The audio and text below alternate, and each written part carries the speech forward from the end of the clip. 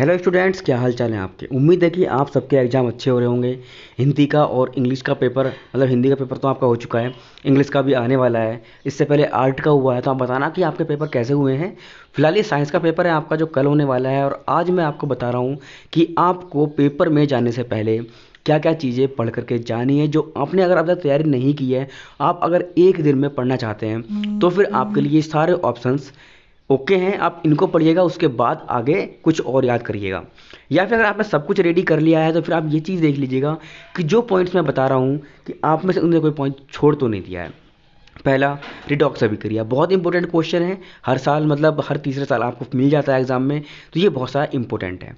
धावन soda, खाने का soda और ब्लीचिंग पाउडर, इन तीनों में से आपको एक क्वेश्चन 100% मिलने वाला है, जो कि इसका सूत्र होगा, उपयोग और इसकी बनाने की विधि। लॉन्ग आंसर में आपको ये मिलेगा। हो सकता है शॉर्ट आंसर में भी आ जाए, तो शॉर्ट आंसर में इसके सूत्र और ये उपयोग आप याद करके चलिएगा।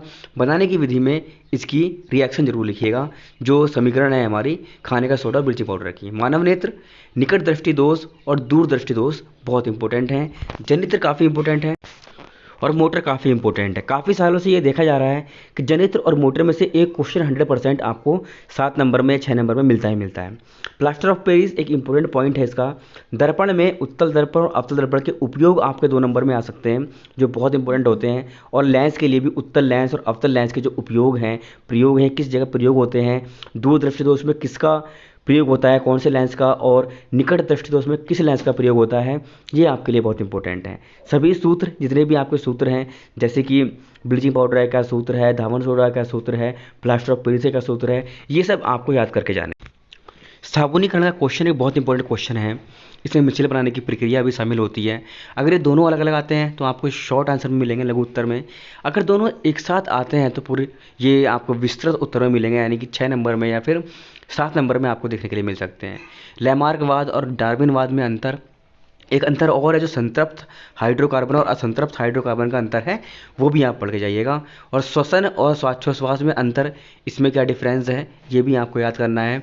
बायो में क्या है कि श्वसन के बारे में आपको जितने भी अंतर है ना, वो आपको पढ़ लेने हैं, क्योंकि ये बहुत ज़्यादा इंपॉर्टेंट होते हैं एग्ज़ाम के लिए। ऐसा नहीं है कि सिर्फ एग्ज़ाम में यही आएगा, मैं ये कह रहा हूँ। मैं ये आपसे ये कह रहा हूँ कि ये सारे जो टॉपिक्स हैं ये बहुत इंपॉर्टेंट हैं। अगर आप सिर्फ इनको भी पढ़ के जाते हैं तो आपके अच्छे मार्क्स एग्ज़ाम में आ जाएंगे। अब पढ़ने का मतलब ये नहीं है कि सिर्फ पढ़ा और चले गए, इनको आपको अच्छे से रेडी करना है। इन टॉपिक्स को लर्न करके बार बार लिख लिख कर देखना है, क्योंकि एग्ज़ाम में क्या होता है कि आप याद करा हुआ अक्सर जब लिखने बैठते हैं तो आप भूल जाते हैं, जबकि अगर आप लिखकर प्रैक्टिस करेंगे तो फिर आप भूलेंगे नहीं। उम्मीद है कि आपको वीडियो समझ में आई होगी और आप अच्छा परफॉर्म करेंगे। Best of luck for your exam. मिलते हैं आपसे कल।